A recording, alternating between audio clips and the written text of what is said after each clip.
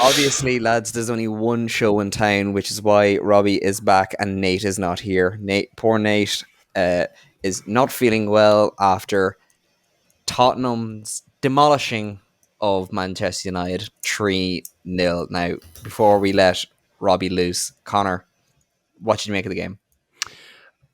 Look, I mean, it's a hard one in the fact that from start to finish, they just look rudderless. I obviously will delve into the weeds with Robbie, but I really think it's a case of I'm looking at the team and just going, okay, Ten Hag's 2 years in the gig, and you're just looking at it going, I have no idea what kind of football you play. And I know every journalist has been waxing lyrical about that, but I'm okay with that sometimes if you're still adapting a style of play to win.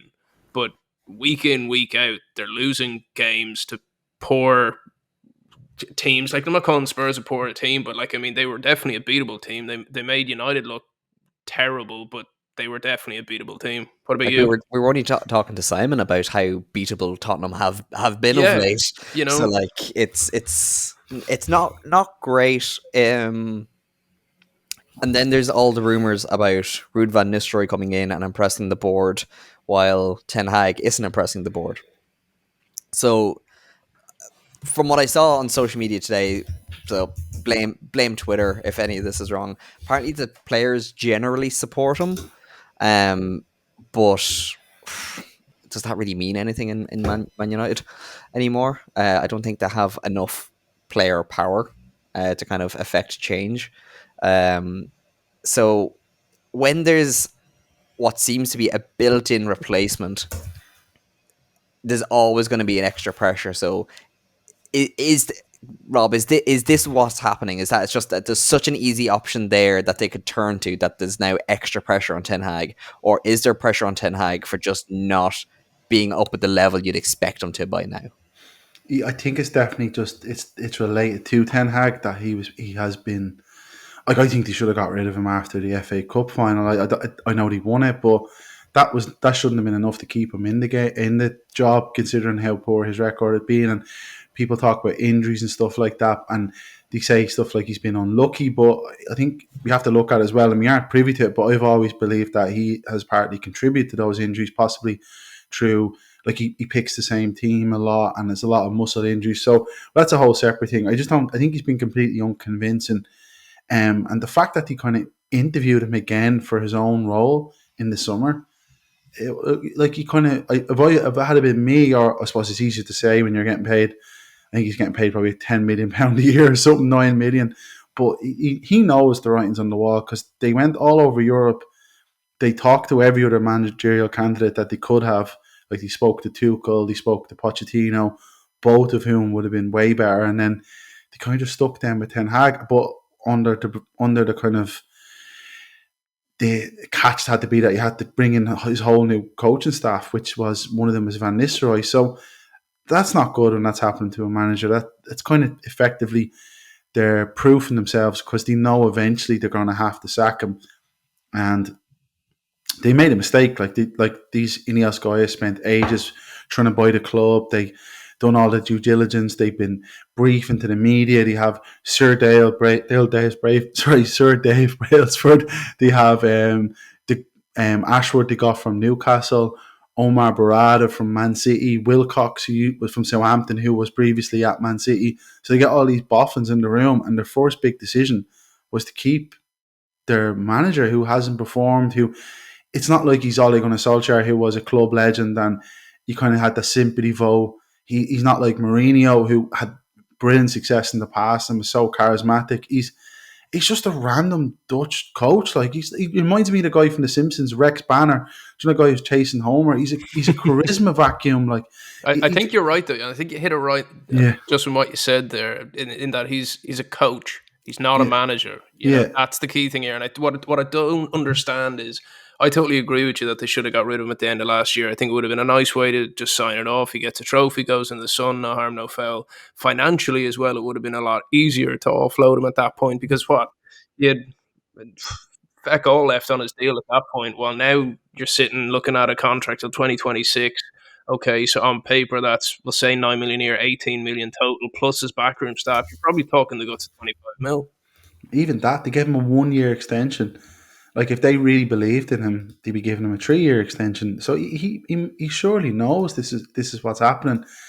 And he's just completely unconvinced. And even, like, it's easy to say now, we didn't have a podcast then, but I wasn't convinced when he got the job. To me, it felt like the cheap option, because I think he was only $1 million to get him out of his deal at Ajax, whereas I think Pochettino was something like 20 million PSG wanted. So it felt like the cheap option. And he was appointed by Murtaugh, who's left the club, and Fletcher, who was like technical director, but he had no qualifications for us. So, and if you even look at his record, like, what's his big achievement?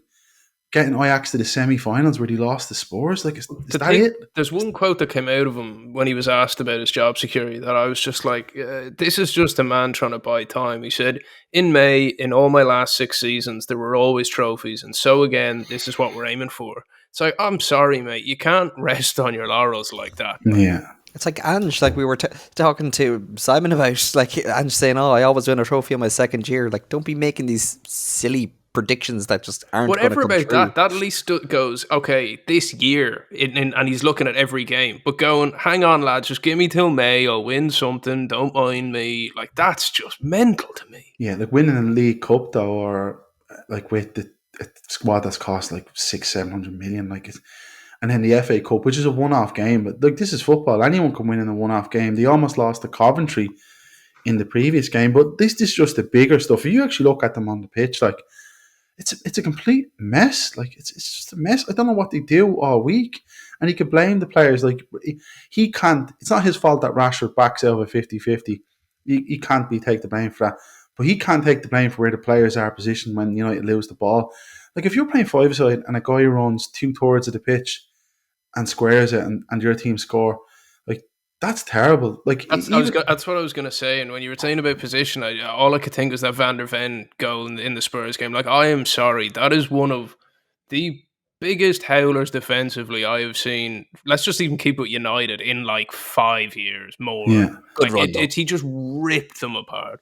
Good. Like, I haven't seen a defender run that well since Nathan Collins. Like, yeah. To be fair to Van der Ven, it was good. Like, it was brilliant. But it shouldn't have been able to happen. Even that's exactly it. And you look at the personnel. So, like, he's got all these players. Like United were conceding not as goal as bad as that, but you're conceding dodgy goals from the time Ten Hag took over. I remember, like, they lost their first match to Brighton. They got hammered in their second match.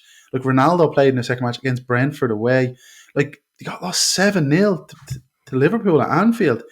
Like, and he's got new right backs. He's got new centre halves. United have done something this summer that I never thought they'd do. They got rid of, like, dead weight and fringe players and used that money to generate to buy new players. And so he's got everything he'd really need. But this is worse than Solskjaer. Like, I remember I was at United match when Solskjaer was near the end, and you could feel it coming, but it was a bit more fun, or there was a bit more, like, I don't know, he felt something more about it. But this team is just, and he's, as I keep saying as well, like, not that much, he's just such a charisma vacuum. Like, and United fans as well, like, they need to get over this idea of supporting, oh, we have to support the manager because we support Ferguson. That's gone. That's from another era. Like, if he's not good enough, he's not good enough, and move him on. And he will eventually find his level, which is probably back at Ajax or Southampton or something like that. He's not an elite level coach from what I can see. And the stats back you up on that, because Killian, I know you're a man who likes a stat, and I saw one during the week that Erik ten Hag has only lost one less game in his last 28 matches for Man United than Gary Neville's record during his stint at Valencia. So when you break that down, his last 28 games for United, 10 losses, 42 goals, and 40 conceded. Like, I am sorry. Like, there's that, you can't, no one would be able to defend that, you know? Sure, I think in the last, I can't remember how many games, but I think Everton have more points in the Premier League than Man United. Like, from the end of last year up into the new season, like, Everton that we're talking is a basket case and is relegation fodder and was, like, so lucky to survive last year. Like, I know it's probably more kind of bad timing, but there kind of does seem to be a little bit of a pile-on against Ten Hag, not just from, like, the usual suspects, but, like, one of his former backroom staff and Benny McCarthy Rob, what did you make of the comments where he was accusing Ten Hag of not having the passion needed and the passion and fire that players expect from a coach anymore? Well, it's you don't want to hear your ex-assistant coach saying stuff like that. Is there a little bit of a sour grapes that he's no I longer think so there? because he was one of the players the coaches who've been moved aside for Van The new Nistelrooy. crew. Okay. Yeah, like him and Steve McLaren.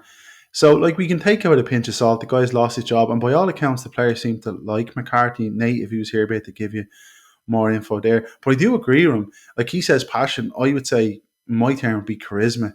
It could be passion as well. It's Just misses a bit of tact. maybe it's personality as well. Like it just it's not the kind you hang your hat on. I do think with a lot of elite players, like you see someone like Klopp. Like Klopp was like obviously very great. He's a brilliant coach, but when you're not going to say his best quality was his tactical acumen or anything like that, or his business in the transfer market, it was literally just his passion and how we could get players to just perform above themselves. And that might mean Marcus Rashford not bottling a 50-50. Like, that way, just by having someone who has that passion, or it could be someone who has a fear factor, like the way Ferguson would have been, or Mourinho might have been. But with Ten Hag, it just seems to be none of that.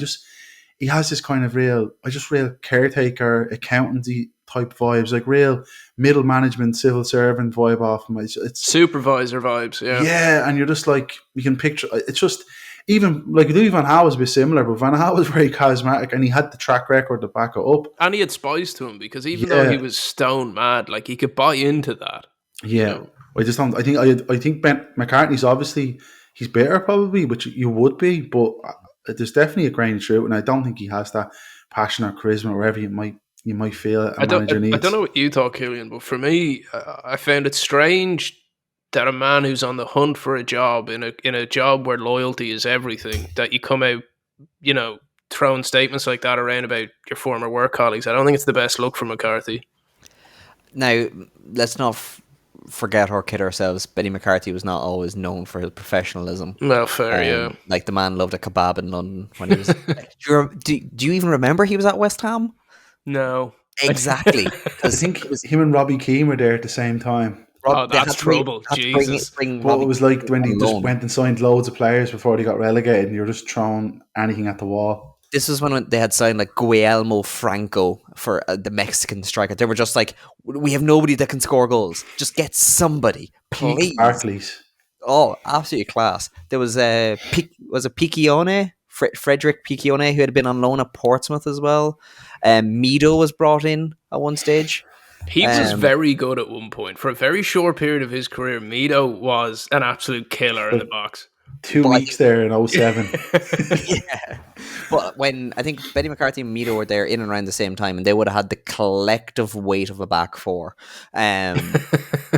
So yeah, I don't think he would necessarily see this as kind of being like, this is going to affect my job prospects going forward.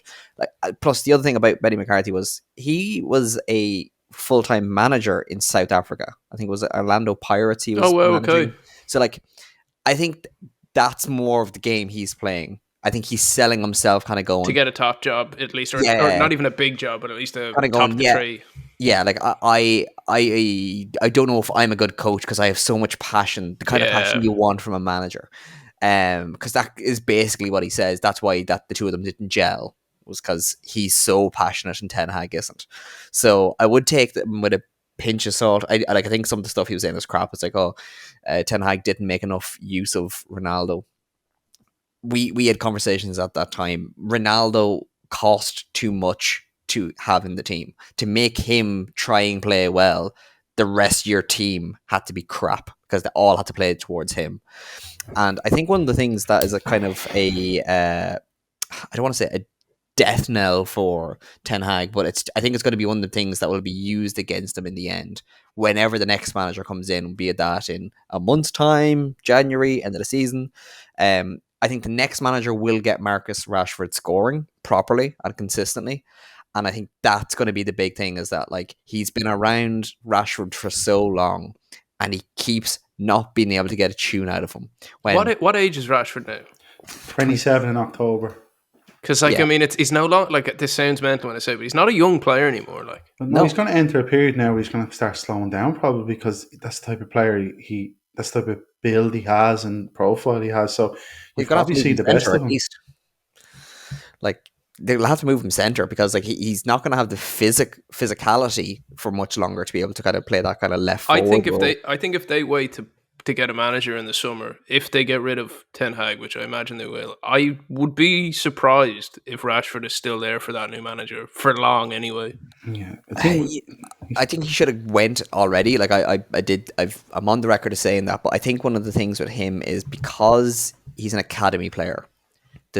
I think he's going to be the benchmark by which the managers are held, and I think that will be the kind of every manager has that kind of one defining piece after kind of going like for me, Moyes at Sunderland, terrible signings. I don't even necessarily remember the bad play, but it was the terrible signings, and I think not being able to get a tune out of arguably their best player is Potential anyway. yeah, like when he's good, he's damn good. Yeah. But when he's bad, he's Dog damn shit. average. Yeah. He's damn average. I think as well with what he's done, Ten Hag, I think he's normalised United, like getting these heavy defeats that like when this used to happen under Mourinho or Solskjaer or God love him, Moyes, there will be uproar. Now it's kind of normal. Man United lost 4-0 to Crystal Palace in May, and it's just all right, fair Just enough. accepted, yeah. Yeah, like they can lose. They are capable of losing to absolutely anyone, and it's the same with the players. Like they're capable. Like Rashford is capable of having a 30-goal season, and then he goes off a cliff. Like it just doesn't seem to matter really what Ten Hag does. It does. It like things. It just they're just drifting. They're just. But you think there's structural issues there? Like to be Yeah. I think Ten Hag should go, but at the same time, like I do think he is slightly being scapegoated the last 2 years for chronic issues. And I know there's new management or senior management there now, but like if he goes, like even insert manager, it doesn't even have to like won't put a name on who it would be, but like do you think those issues are going to persist? Like I think that the team will be better. Like maybe they kept him use him as a scapegoat. Like that way. Yeah. Like they can go, okay, we'll get him and we get Van Nistelrooy in, and while we're figuring things out, we'll kind of write the season off as well. Maybe that's what they're thinking a little bit, because he is a useful shield now at the moment for them while they settle in. I think the issues on the pitch, the issues behind the pitch will always be there, like with the Glazers, obviously. And there's only so much you can do, but I think on the pitch they should be 5 times better than what they are. Like they're not going to qualify for the top 4 or for Champions League if they keep him, which is going to affect who you can get in from a player point of view as well. Yeah, and that pushes it. This is why United have been in this cycle then of one Champions League season every couple of years. They're never strengthening they're never adding to their squad from a position of strength. They're kind of scrapping around, and it's not working because they're always from a kind of position of weakness. And if Ten Hag is allowed run through the whole kind of October into November period, they're just going to drop more points. They're going to lose more matches. So the time to do it now would be after the Villa match on Sunday. And I don't know if it would be Van Nistelrooy, but I would stop thinking too hard about it. United. Messi. Oh my goodness! Balotelli.